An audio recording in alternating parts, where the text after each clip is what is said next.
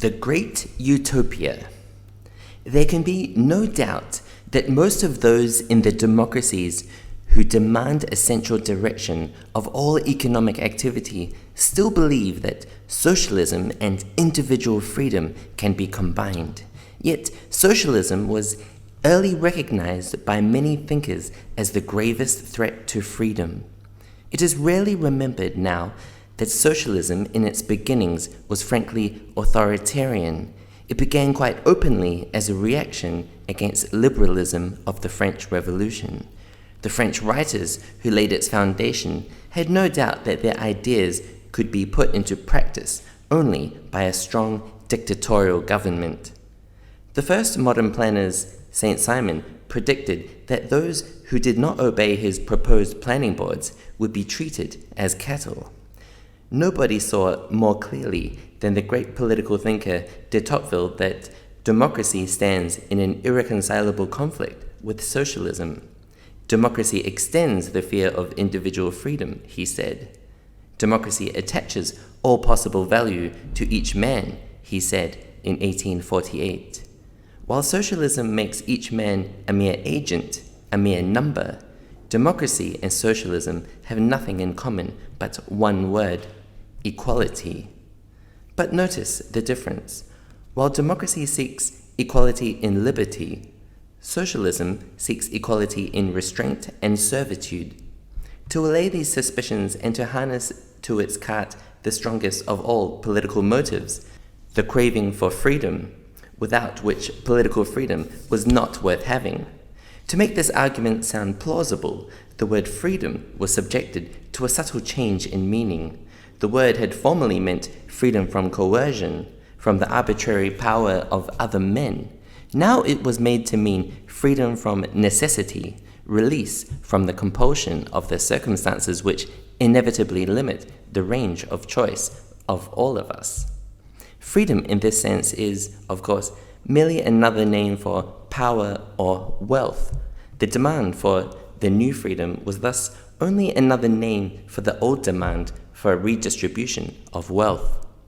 The claim that a planned economy would produce a substantially larger output than the competitive system is being progressively abandoned by most students of the problem.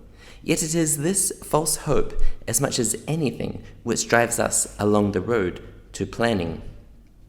Although our modern socialist promise of greater freedom is genuine and sincere, in recent years, observer after observer has been impressed by the unforeseen consequences of socialism, the extraordinary similarity in many respects of the conditions under communism and fascism.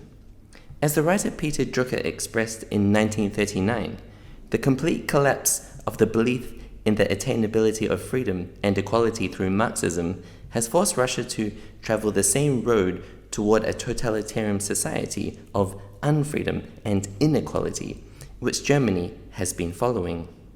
Not that communism and fascism are essentially the same. Fascism is the stage reached after communism has been proved an illusion, and it has proved as much an illusion in Russia as in pre-Hitler Germany. No less significant is the intellectual outlook of the rank and file in the communist and fascist movements in Germany before 1933. The relative ease with which a young communist could be converted into a Nazi, or vice versa, was well known. Best of all, to the propagandists of the two parties, the communists and Nazis clashed more frequently with each other than other parties, simply because they competed for the same type of mind and reserved for each other the hatred of the heretic. Their practice showed how closely they are related to both the real enemy. The man with whom they had nothing in common was the liberal of the old type, while to the Nazi the communist, and the communist the Nazi, and to both the socialist are potential recruits made of the right timber. They both know that there can be no compromise between them and those who really believe in individual freedom. What is promised to us as the road to freedom is in fact the high road to servitude. For it is not difficult to see what must be the consequences when democracy embarks upon a course of planning. The goal of the planning will be described by some such vague term as the general welfare, there will be no real agreement as to the ends to be attained, and the effect of the people's agreeing that there must be central planning without agreeing on the ends will be rather as if a group of people were to commit themselves to take a journey together without agreeing where they want to go, with the result that they may all have to make a journey which most of them do not want at all. Democratic assemblies cannot function as planning agencies. They cannot produce agreement on everything, the whole direction of the resources of the nation, for the number of possible courses of action will be legion. Even if a Congress could, by proceeding step by step and compromising at each point, agree on some scheme, it would certainly in the end satisfy nobody. To draw up an economic plan in this fashion is even less possible than, for instance, successfully to plan a military campaign by democratic procedure. As in strategy, it would become inevitable to delegate the task to experts, and even if, by this expedient, a democracy should succeed in planning every sector of economic activity, it would still have to face the problem of integrating these separate plans into a unitary whole. There will be a stronger and stronger demand that by some board or some single individual should be given powers to act on their own responsibility. The cry for an economic dictator is a characteristic stage in the movement toward planning. Thus, the legislative body will be reduced to choosing the persons who have practically absolute power. The whole system will tend toward that kind of dictatorship, in which the head of the government, from time to time confirmed in his position by popular vote, but where he has all the power at his command to make certain that the vote will go in the direction that he desires. Planning leads to dictatorship because dictatorship is the most effective instrument of coercion and, as such, essential if central planning on a large scale is to be possible. There is no justification for the widespread belief that, so long as power is conferred by democratic procedure, it cannot be arbitrary. It is not the source of power which prevents it from being arbitrary. To be free from dictatorial qualities, the power must also be limited. A true dictatorship of the proletariat, even if democratic in form, if it undertook centrally to direct the economic system, would probably destroy personal freedom as completely as any autocracy has ever done. Individual freedom cannot be reconciled with the supremacy of one single purpose, to which the whole of society is permanently subordinated. To a limited extent, we ourselves experience this fact in wartime, when subordination of almost everything to the immediate and pressing need is the price at which we preserve our freedom in the long run. The fashionable phrase about doing the purposes of peace what we have learned to do for the purposes of war are completely misleading, for it is sensible to temporarily sacrifice freedom in order to make it more secure in the future. But it is quite a different thing to sacrifice liberty permanently in the interests of a planned economy. To those who have watched the transition from socialism to fascism at close quarters, the connection between the two systems is obvious. The realization of the socialist program means the destruction of freedom. Democratic socialism, the great utopia of the last few generations, is simply not achievable.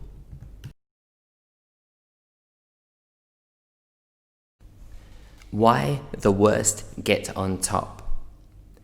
No doubt, an American or English fascist system would greatly differ from the Italian or German models. No doubt, if the transition were effected without violence, we might expect to get a better type of leader. Yet this does not mean that our fascist system would in the end prove very different or much less intolerable than its prototypes. There are strong reasons for believing that the worst features of the totalitarian systems are phenomena which totalitarianism is certain sooner or later to produce. Just as the democratic statesman who sets out to plan economic life will soon be confronted with the alternative of either assuming dictatorial powers or abandoning his plans, so the totalitarian leader would soon have to choose between disregard of ordinary morals and failure. It is for this reason that the unscrupulous are likely to be more successful in a society tending toward totalitarianism. Who does not see this has not yet grasped the full width of the gulf which separates totalitarianism from the essentially individualist Western civilization. The totalitarian leader must collect around him a group which is prepared voluntarily to submit to that discipline they are to impose by force upon the rest of the people. That socialism can be put into practice only by methods of which most socialists disapprove is, of course, a lesson learned by many social reformers in the past. The old socialist parties were inhibited by their democratic ideals. They did not possess the ruthlessness required for the performance of their chosen task. It is characteristic that both in Germany and in Italy, the success of fascism was preceded by the refusal of the socialist parties to take over the responsibilities of government. They were unwilling wholeheartedly to employ the methods to which they had pointed the way. They still hoped for the miracle of the majorities agreeing on a particular plan for the organization of the whole of society. Others had already learned the lesson that in a planned society, the question can no longer be on what do a majority of the people agree, but what the largest single group is whose numbers agree sufficiently to make unified direction of all affairs possible. There are three main reasons why such numerous group with fairly similar views is not likely to be formed by the best, but rather by the worst elements of any society. First, the higher the education and intelligence of individuals become, the more their tastes and views are differentiated. If we wish to find a high degree of uniformity in outlook, we have to descend to the regions of lower moral and intellectual standards, where the more primitive instincts prevail. This does not mean that the majority of people have low moral standards.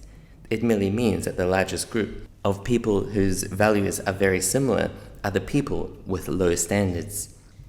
Second, since this group is not large enough to give sufficient weight to the leader's endeavors, he will have to increase their numbers by converting more to the same simple creed. He must gain the support of the docile and the gullible, who have no strong convictions of their own, but are ready to accept ready-made systems of values, if it is only drummed into their ears sufficiently, loudly, and frequently. It will be those whose vague and imperfectly formed ideas are easily swayed, and whose passions and emotions are readily aroused, who will thus swell the ranks of the totalitarian party. Third, to weld together a closely coherent body of supporters, the leader must appeal to a common human weakness. It seems to be easier for people to agree on a negative program, on the hatred of an enemy, on the envy of the better off, than on any positive task.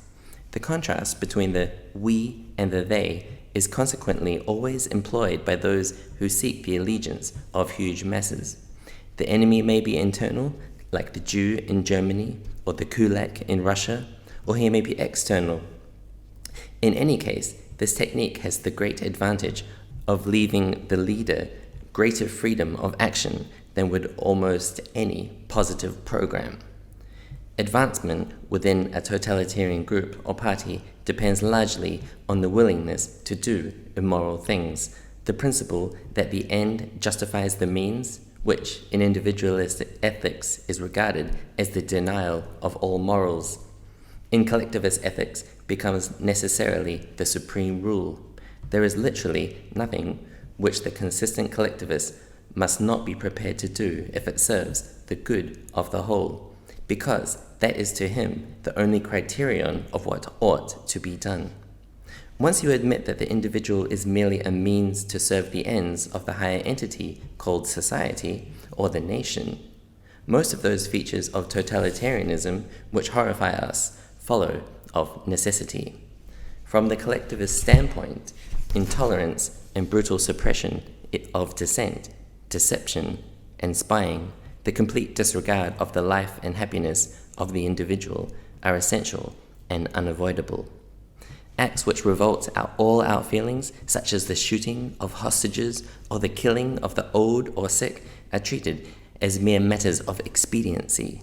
The compulsory uprooting and transportation of hundreds of thousands becomes an instrument of policy approved by almost everybody except the victims. To be a useful assistant in the running of a totalitarian state, therefore, a man must be prepared to break every moral rule he has ever known if this seems necessary to achieve the end set for him. In the totalitarian machine, there will be special opportunities for the ruthless and unscrupulous. Neither the Gestapo nor the administration of a concentration camp, neither the Ministry of Propaganda nor the SA or SS or their Russian counterparts are suitable places for the exercise of humanitarian feelings. Yet it is through such positions that the road to the highest positions in the totalitarian state leads. A distinguished American economist, Professor Frank H. Knight, correctly notes that the authorities of a collectivist state would have to do these things whether they wanted to or not.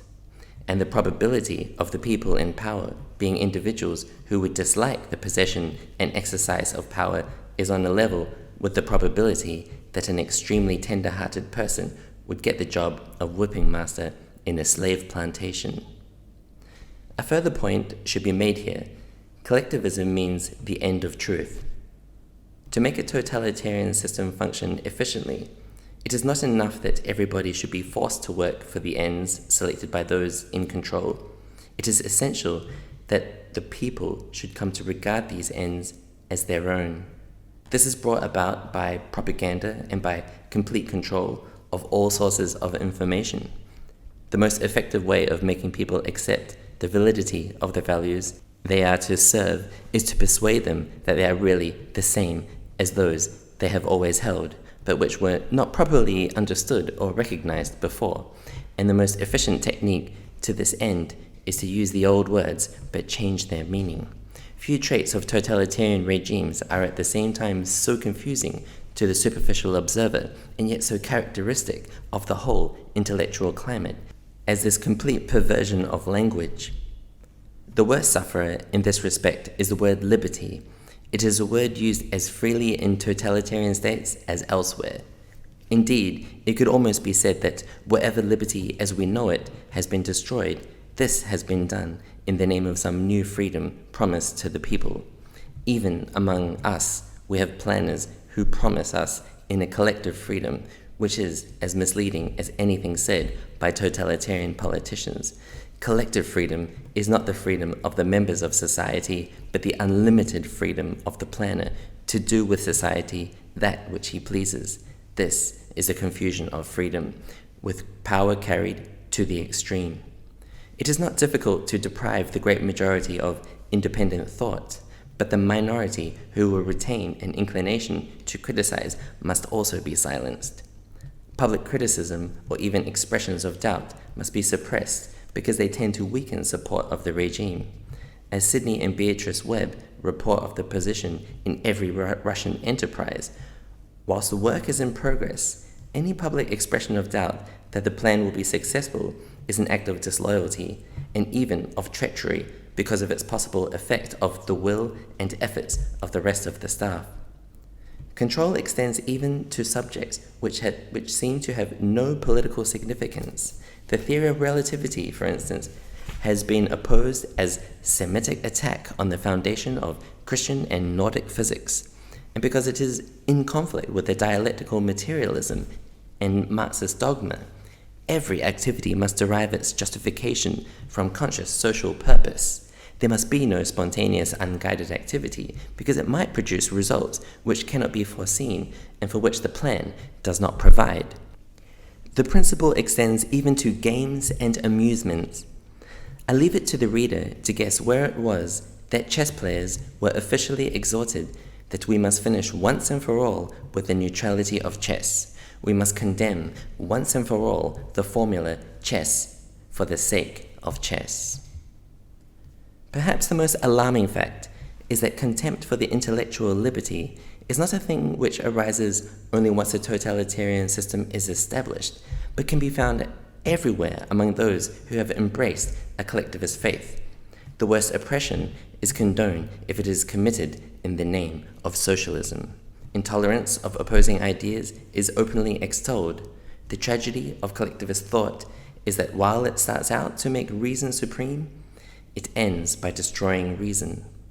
There is one aspect of the change in moral values brought about by the advance of collectivism which provides special food for thought, is that the virtues which are held less and less in esteem in Britain and America are precisely those on which Anglo-Saxons justly prided themselves, in which they were generally recognized to excel. These virtues were independence, self-reliance, individual initiative, and local responsibility.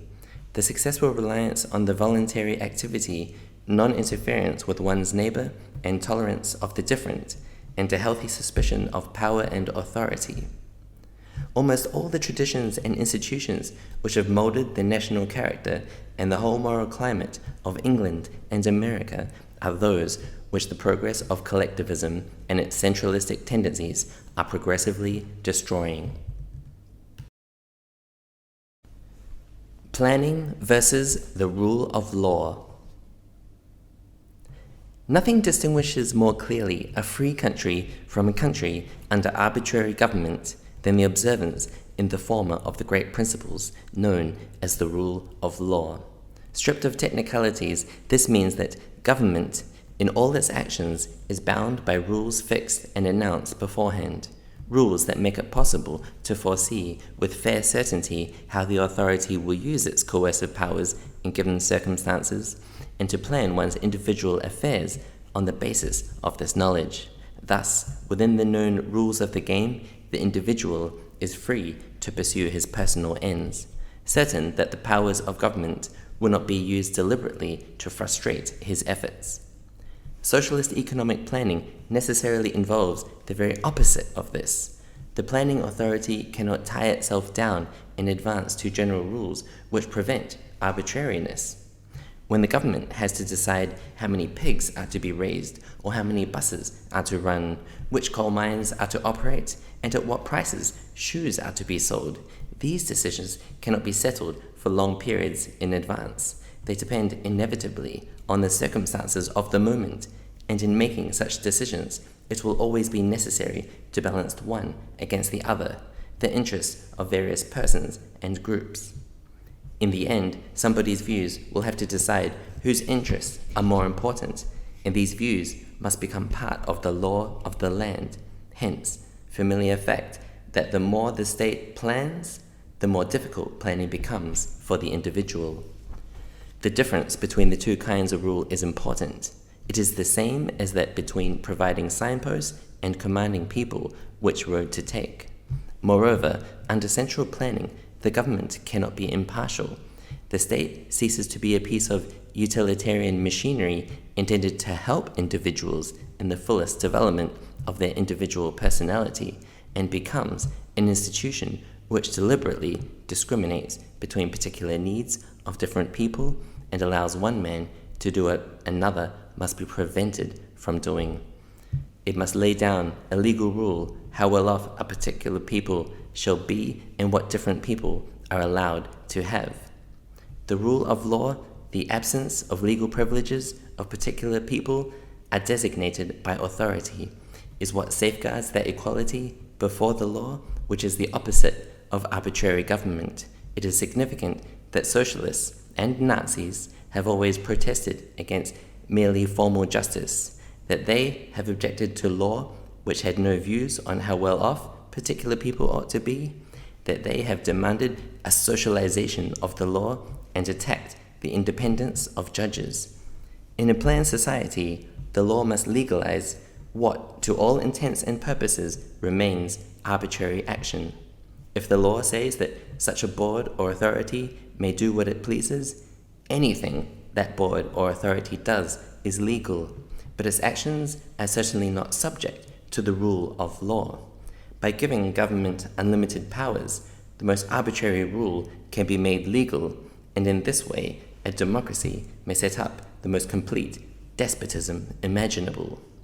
The rule of law was consciously evolved only during the liberal age, and as one of the greatest achievements, it is the legal embodiment of freedom. As Immanuel Kant put it, man is free if he needs obey no person, but solely the laws.